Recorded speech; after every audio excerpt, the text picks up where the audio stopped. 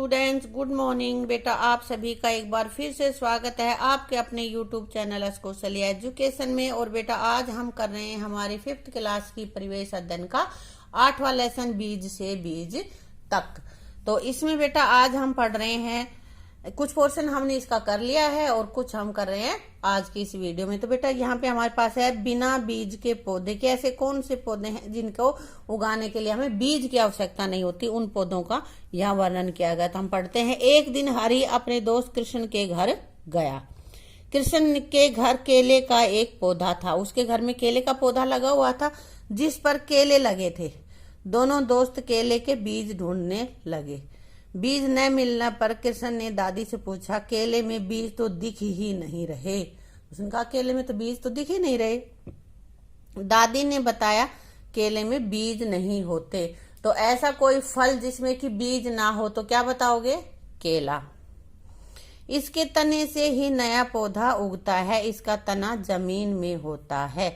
जमीन में से तने को ही लगा दे तो दूसरा पौधा उग जाता। हरि ने पूछा, क्या और भी पौधे हैं जो बिना बीज के उगते हैं? एक तो केला हो गया, अब और कौन से पौधे हैं जो बिना बीज के उगते हैं? ये दादी बता रही है। जैसे गन्ना, गुलाब, गुड़हल आदि के पौधे बिना बीज के उगाए जाते हैं। इनकी डंडी लग जाती है बेटा एक। इन पौधों की किसी टहनी को एक खास तरीके से काटकर कलम तैयार करते हैं। थोड़ा तिरछा सा काट देते हैं। कलम को मिट्टी में रोपने के कुछ समय बाद उससे नया पौधा बन जाता है। तुमने भी देखे हैं कि कई बार ये फूल के या बेल ऐसी होती है, उनकी एक हम डंडी लगा देते हैं, तना लगा देते हैं और वो पेड़ बन जाती है। आलू को भी अगर मिट्टी में दबा दें तो उससे भी पौधा उग जाता है। देखो इधर ये आलू बना रखा है, आलू में ये उग रहे हैं ना, ये इसके पौधे बनने के लिए उग रही है। अगर इसको हम जमीन में रख दे तो इन्हीं से पौधे बन जाते हैं बेटा, ठीक है ना। और आलू तो देखे होंगे, अगर हम कई दिन रख देते हैं तो रखे रखे ही उगाते हैं, है ना। अब ये कह रहे हैं ऐसे कौन से पौधे हैं जिन्हें उगाने के लिए बीज की आवश्यकता नहीं होती? अभी बताए थे ना दादी ने कौन कौन से, गन्ना, गुलाब, गुड़हल, है ना बेटा, गुड़हल। और कौन सा? केला भी था हमारे पास, है ना। हाँ, बीज जाए कहाँ कहाँ। अब भाई पौधों के बीज कहाँ कहाँ किसके द्वारा उड़ के चले जाते हैं? ये देखो यहाँ पे ये आग का बीज है, तो आग का बीज कैसे दूसरी जगह पहुंचता है? हम तो हवा में उड़कर बहुत दूर तक जा सकते हैं। ये बीज के बारे में कह रहा है। हल्का होता है तो देखे हैं गर्मियों में आग के बीज ऐसे ही उड़ते रहते हैं, है ना। ये आगे है जैंथियम का बीज। ये देख काटे काटे से होते। कई बार गर्मी में पशु ऐसे चरने जाते हैं तो उन पशु के लग जाते हैं, पूंछ के शरीर के उसमें घुस जाते हैं। ये मैं तो जानवरों के शरीर से चिपक कर मजे से घूमता रहता हूँ, एक जगह से दूसरे जगह पे पहुंच जाते हैं, चिपक जाते हैं उनकी पूंछ वगैरह पे। सिरस की फलियां। सिरस का पौधा तो तुमने भी देखा होगा, सिरस का पौधा देखा है ना। हमारी फलियां पककर सूख जाती हैं और हम आसपास ही बिखर जाती हैं। हल्की होती हैं, हवा में दूर तक भी चले जाते हैं। गेहूं के दाने। हमें तो पक्षी अपनी चोंच में दबाकर खूब सैर कराते हैं। पक्षी चुगा चुगते हैं ना तो लेके उड़ जाते हैं, और वो कहीं छूट भी जाता है, कहीं रह भी जाता है, पक्षी खा भी लेते हैं। आगे बेटा पता करो और लिखो। ये देखो यहाँ पे दे रखा है, कुछ क्या पूछ रहा है अभी हम देखते हैं। जानवरों के अतिरिक्त और किससे चिपक कर बीज एक स्थान से दूसरे स्थान तक चले जाते हैं? ये बीज एक स्थान से दूसरे स्थान पर जाने वाले जो भी साधन है जिनके द्वारा बीज जाते हैं वही यहाँ पे बना रखे हैं। तो क्या क्या है? किसके द्वारा? हवा के द्वारा, हवा में उड़ के भी चले जाते हैं, या फिर पक्षियों के द्वारा भी चले जाते हैं, या मनुष्य भी उनको इधर उधर फेंक देता है। आग के बीज किस ऋतु में दिखाई देते हैं? आग के बीज कब होते हैं बेटा? गर्मी की ऋतु में, जब आंधियां चलती हैं तब उड़ते हैं, दूर दूर तक चले जाते हैं। घर की दीवार या छत पर प्राय पीपल का पेड़ उग आता है, उसके बीज वहां कैसे पहुंचते हैं? भाई कई बार देखा है ना तुमने, छत पे पीपल उगा हुआ है, देखो अपने स्कूल में भी उगा हुआ है, ऐसे ही उग जाते। तो कैसे वहां पे बीज कैसे गया? किसने बोया वहां पे? उसको कोई नहीं बोता है बेटा। या तो हवा में उड़ के वहां पे पहुंच गए हैं वो, या फिर किसी पक्षी ने ये पीपल की या बड़ के जो भी फल होते हैं उसको खाया और वहां पे बीट कर दी। इसके द्वारा वहां पे वो नमी और हवा उसको मिली, पानी मिला तो वो उग गए, ऐसे उग जाते हैं। नीचे दिए गए चित्र को देखकर लिखो बीज किसकी सहायता से एक स्थान से दूसरे स्थान पर जाएंगे। ये वाले चित्र दे रखे हैं बेटा, और इनको देख करके तुम्हें बताना है कि कौन कौन से साधन है जिनके द्वारा बीज एक जगह से दूसरी जगह पे चले जाते हैं। कौन कौन से बेटा? देखो, गिलहरी खा रही है, गिलहरी उठाएगी और लेके भाग जाएगी, पेड़ पे चढ़ जाएगी, वहां जाके खाएगी, वहां गिराएगी, तो वहां एक तो गिलहरी इसका हो गया। पक्षी ले रहा है ना, ऐसे ही। और दूसरा डोग तो नहीं ले जाता बेटा। फिर तितली फूलों पे बैठेगी, फलों पे बैठेगी और फिर वो उड़ा के ले जाएगी अपने साथ छोटे छोटे परागकणों को। उसके बाद हवा, ये देखो हवा चल रही है, पेड़ से गिरने लग रहे हैं ना, तो इसी तरह से ये संसाधन हमारे हैं जो बीज को एक जगह से दूसरी जगह पर पहुंचाते हैं। दूर देश से आए पौधे, कुछ ऐसे भी पौधे होते हैं जो हम दूसरे क्षेत्रों से लेके आते हैं, देश के दूसरे क्षेत्र से या विश्व के दूसरे क्षेत्र से, दूसरे देशों से। पिंकी के घर आम का पेड़ है, परिवार के सब लोग इसके आम बड़े मजे से खाते हैं। एक दिन पिंकी ने दादी से पूछा, आम बहुत मीठे हैं, यह पेड़ किसने लगाया था? तो दादी से पूछ रहे, दादी इसके आम बहुत मीठे होते हैं, किसने लगाया?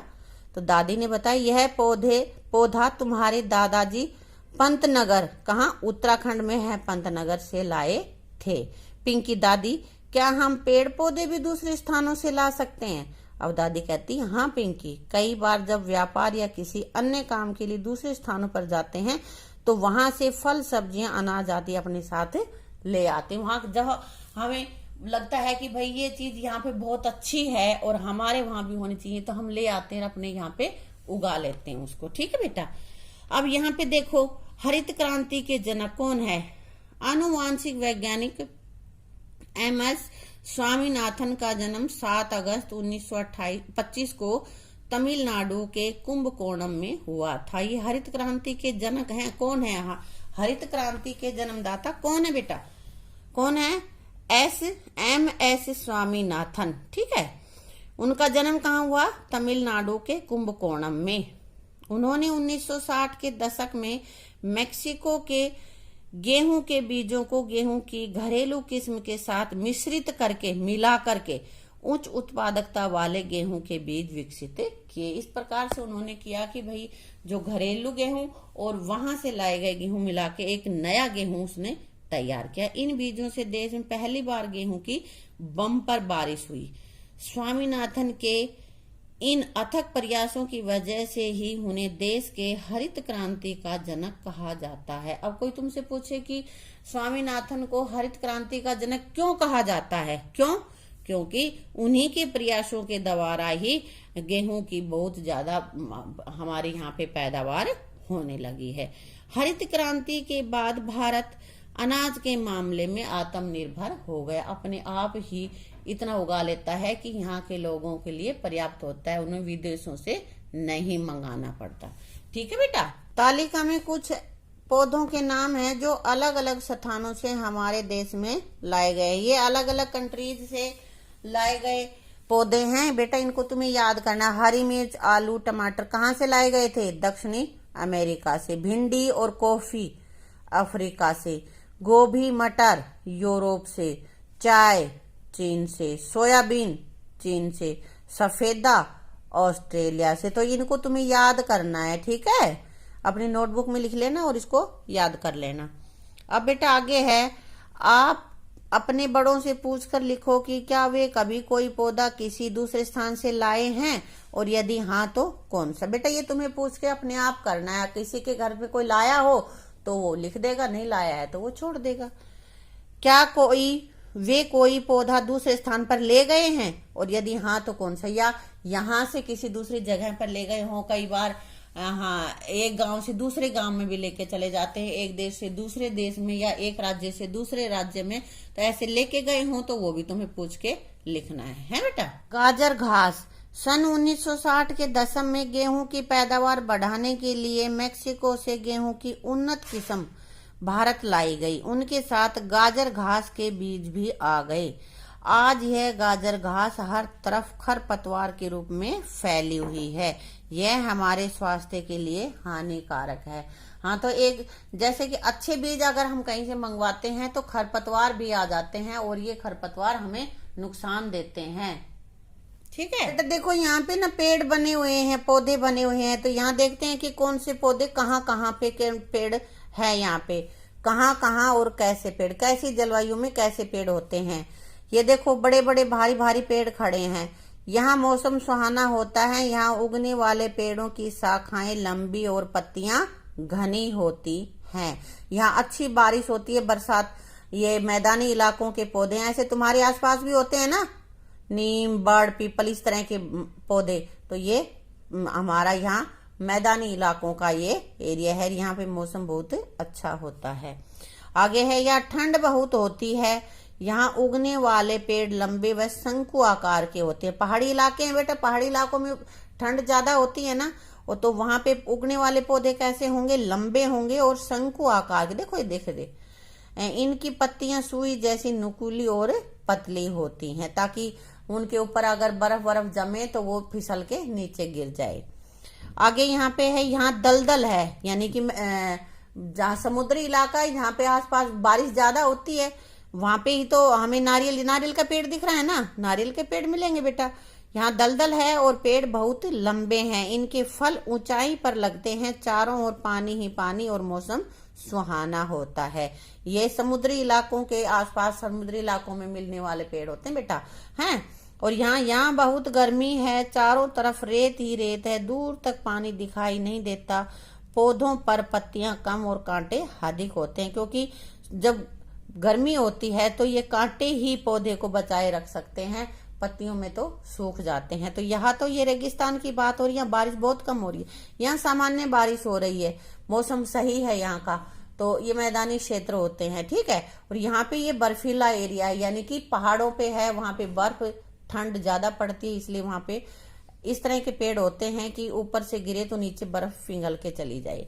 यहाँ पे ये समुद्री इलाका है, यहाँ पानी पानी है, और वहां पे नारियल वगैरह के ऐसे पेड़ पाए जाते हैं जो बहुत ऊंचे होते हैं। और ये बिल्कुल रेगिस्तान का राजस्थान ज्यादातर हमारा ऐसा ही है कि यहाँ पे बारिश कम होती है तो पेड़ देखो सूखे पड़े हैं सारे। यहाँ पे पत्तियां कम है और कांटे ही ज्यादा हैं, ठीक है बेटा। तो अपने आसपास उगने वाले कुछ पेड़ पौधों को देखो, चित्र में दिखाए गए पौधों से उनकी तुलना करो और लिखो कि वे इनमें से किससे मिलते जुलते हैं। तो तुम्हारे आसपास के किससे मिलते हैं बेटा, यहाँ इससे मिलते हैं, है ना। ये बड़ा सा जैसे नीम का पेड़ हुआ या हमारा पीपल का पेड़ हुआ, इस तरह के हैं ना, बड़े बड़े आम के हुए, इस तरह के हैं ये पेड़। तो ये हमारे आसपास मैदानी भागों में ये वाले पेड़ मिलते हैं, ठीक है। रेगिस्तानी क्षेत्रों में पाए जाने वाले कुछ पौधों के नाम लिखो। रेगिस्तान में जहाँ बारिश कम होती है, सूखा ही सूखा रहता है, उनमें पाए जाने वाले पौधे, तो ऐसे ही पौधे वहां पे मिलेंगे जिनके पत्ते ना के बराबर हो या बहुत छोटे छोटे हों। तो बबूल, किक्कर, खैर, कैक्टस आदि पेड़ रेगिस्तानी इलाके में पाए जाते हैं, ठीक है बेटा। पहाड़ी क्षेत्रों में उगने वाले पौधे मैदानी भागों में क्यों नहीं दिखते। जो पहाड़ी इलाकों में उगते हैं वो पौधे हमारे मैदानी भागों में क्यों नहीं मिलते, क्यों? क्योंकि पहाड़ी क्षेत्रों में ठंड अधिक होती है और उनको ठंड चाहिए। जो वहां उगने वाले पौधे हैं उनको वैसे आदत पड़ी हुई है, और वहां उगने वाले पौधे गर्म जलवायु में नहीं उग सकते। हमारी यहाँ पे गर्म जलवायु होती है और उसको वो सहन नहीं कर पाती, इसलिए वो पौधे यहाँ पे नहीं पनपते। यदि तुम्हें कहीं दूर जाकर रहना पड़े तो तुम्हें वहां क्या परेशानियां आएंगी। खाने पीने की, भाई उनका खाना वहां का अलग होगा, हमारा अलग होगा, इसलिए हम वहां का खाना अच्छे से नहीं खा पाएंगे, ये खाने पीने में हमें परेशानी होगी। रहने की, वहां के लोगों का रहन सहन अलग होता है, हमारा अलग होता है, तो रहन सहन में भी हमें दिक्कत आएगी। भाषा, अब भाषा भी अलग होती है, दूसरे क्षेत्र की भाषा अलग होती है, हम उसको समझ नहीं पाते, भाषा समझने में दिक्कत आती है, इसलिए भाषा की भी हमें समस्या होगी, ठीक है बेटा। अब आगे ये कह रहा है वाक्यों को पूरा करो। बेटा मैंने यहाँ पे लिख दिया है, क्योंकि लिखती तो वीडियो बहुत ज्यादा बड़ी हो जानी थी, मैंने पहले से लिखा हुआ है। तो तुम देखो, रसोई घर में डिब्बे में रखे चावल नहीं उगते। अगर हमने डिब्बे में चावल रख रखे तो क्यों नहीं उगते, क्योंकि उन्हें नमी, धूप, मिट्टी नहीं मिलती, इसलिए वो नहीं उगते। आग के बीज हवा में के साथ उड़कर दूर चले जाते हैं, बहुत दूर तक चले जाते हैं। क्यों? क्योंकि वो बहुत हल्के होते हैं, इसलिए हवा के साथ ही उड़ जाते हैं। अगर हवा में हम आम की गुठली उड़ाना चाहें तो नहीं उड़ेगी, अगर उड़ेगी तो भी बहुत जोर की आंधी होगी तो थोड़ा बहुत सरकेगी। लेकिन आग के जो बीज होते हैं ये बहुत दूर तक चले जाते हैं। पर्वतीय क्षेत्रों में शंकु आकार के पौधे होते हैं। क्यों? क्योंकि वहां अत्यधिक ठंड होती है तो बर्फ पड़ती है, और बर्फ अगर उन पे बर्फ नीचे गिर जाएगी, इसलिए इस तरह के पौधे वहां पे होते हैं कि ताकि बर्फ उनमें जमा ना हो सके। साबुत मूंग तो अंकुरित हो जाते हैं, लेकिन मूंग की दाल अंकुरित नहीं होती। क्यों? क्योंकि मूंग के टुकड़े हो जाने के बाद उनके उगने की क्षमता खत्म हो जाती है। 2 भाग हो गए, फिर उनके जो बीच में जहां से उगता है वो वाला पोर्शन उसका अलग अलग हो जाता है, इसलिए नहीं उग पाता। नीचे दिए गए प्रत्येक समूह में जिस पौधे को बिना बीज के उगाया जाता है उस पर गोला लगाओ। मटर, चना और प्याज, इनमें से किसका बीज नहीं उगता?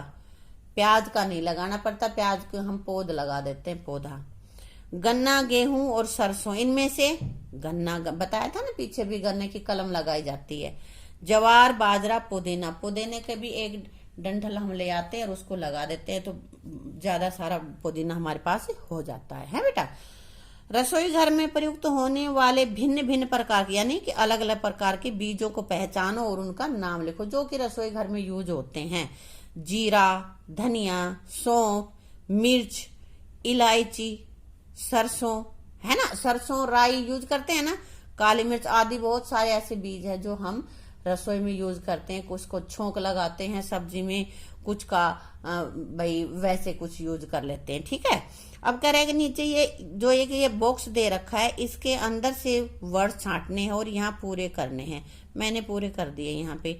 बीज के अंकुरण के लिए खालिस्तान और वायु की आवश्यकता होती है। किस किस की? नमी और वायु, तो मैंने लिख दिया नमी। पानी में डूबे बीज अंकुरित नहीं होते, पानी में डूब गए तो वो अंकुरित नहीं होंगे। क्यों? क्योंकि उन्हें वायु नहीं मिल पाती, पानी में उतनी वायु नहीं होती। पौधों की खालिस्तान जमीन से खनिज, लवण और पानी ग्रहण करती है। कौन सी चीज? जड़ें, जड़ से ही तो उसको आहार मिलता है।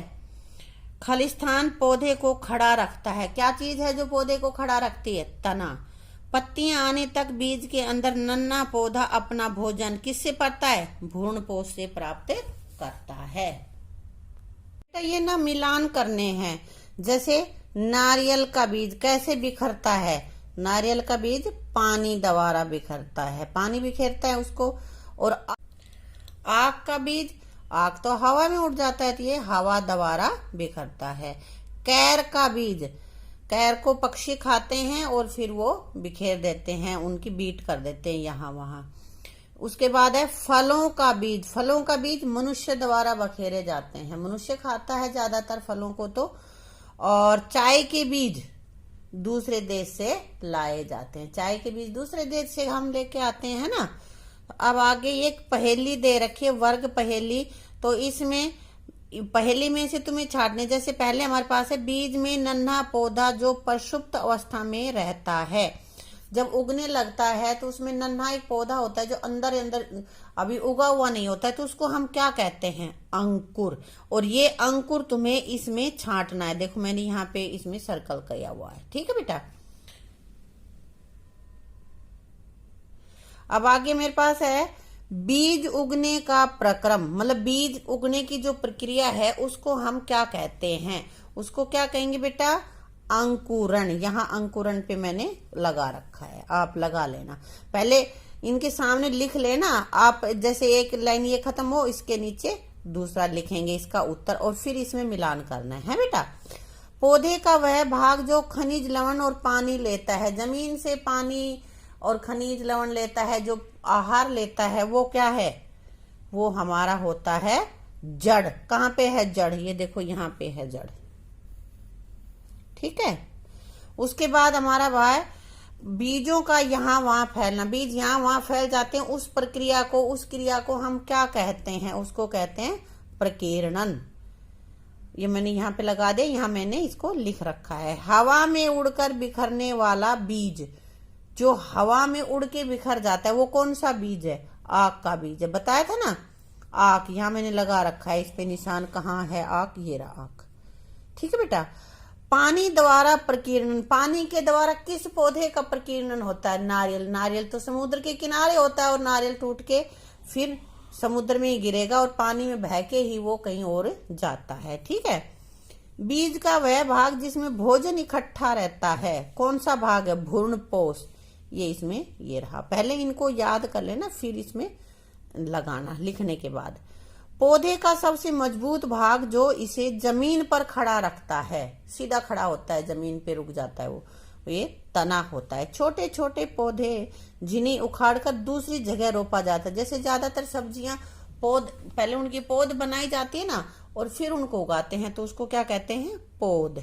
सूर्य से प्राप्त होता है तथा पौधों के लिए आवश्यकता। सूर्य से हमें क्या प्राप्त होता है बेटा? प्रकाश, गर्मी या ताप, इनमें से कोई सा भी लिख सकते हो, लेकिन हमारे इसमें सिर्फ इसने प्रकाश दे रखा है तो हमने यहाँ पे प्रकाश लिख दिया है। वैसे हम इसमें सूर्य की गर्मी भी कह सकते हैं, ताप भी कह सकते हैं। ठीक है, यहाँ प्रकाश के लगा लेना क्योंकि हमारे इसमें प्रकाश है, ताप वगैरह नहीं है, तो हम इसको प्रकाश को ही ढूंढेंगे और ये अकेला ही तुम लिख लेना, इसकी कोई जरूरत नहीं है। ठीक है बेटा। अब आगे देखो, चने के कुछ बीज लो। उसने कह दिया कि चने के बीज लो भाई। उसके बाद क्या करें? 4-5 बीज पानी से भरी कटोरी में डालो। एक कटोरी पानी से भर ली, उसमें 4-5 बीज डाल दो। उसके बाद 4-5 बीज एक गीले कपड़े में लपेटो। गीला कपड़ा है उसमें लपेट लो और 4-5 बीज सूखे कपड़े में लपेटो। 3 जगह कर दिए ना, एक बार बहुत सारे पानी में डुबो दिए, एक बार बिल्कुल सूखे और एक बार हल्की हल्की नमी के साथ। 2-3 दिन बाद इन बीजों में आए बदलाव को देखो और लिखो। 2-3 दिन बाद क्या होगा? कौन से बीज उगे? कौन से उगेंगे बेटा? जो थैली जो गीले कपड़े में बांधे थे वो उगेंगे। देखे ना, स्प्राउट भी किया था पीछे, तुमने स्प्राउट बनाए थे ना, इस लेसन में पीछे आया था। तो ये जो गीले जिसके कपड़े में लपेटे थे वो वाले उगेंगे। और कौन से नहीं कौन से उगेंगे? ज्यादा पानी में डूबे हुए भी नहीं उगेंगे और बिल्कुल सूखे हैं वो भी नहीं उगेंगे। जो हमें एक सामान्य मात्रा में नमी मिली है जिन बीजों को, वो बीज उगेंगे। पानी से भरी कटोरी के बीजों में क्या नहीं मिला? क्यों नहीं उगे वो? क्योंकि उनको वायु नहीं मिली, हवा नहीं मिली उनको। और सूखे बीजों को क्या नहीं मिला? उनको नमी नहीं मिली, पानी नहीं मिला, इसलिए वो नहीं उग पाए। और जो गीले कपड़े में लपेट रखे थे उनको हवा भी मिली और नमी भी मिली, इसलिए वो उग गए। तो बेटा इसके साथ ही लेसन हमारा कंप्लीट हो जाता है। तो इसको आप अच्छे से याद कर लेना। इसमें काफी चीजें आई हैं कि एक बीज से दोबारा फल बनकर फिर बीज बनने तक की जो प्रक्रिया है वो सारी बताई है कि कौन कौन से बीज कैसे एक स्थान से दूसरे स्थान पे जाते हैं, कौन से पौधे हमने दूसरे देशों से यहाँ पे मंगवाए हैं और बीज के उगने की प्रक्रिया को क्या कहते हैं, मतलब सारी चीजें इसमें बता दी हैं। और आपको ये बहुत अच्छे से लर्न करना है इसकी दोनों वीडियोस को देखकर। ठीक है, थैंक यू।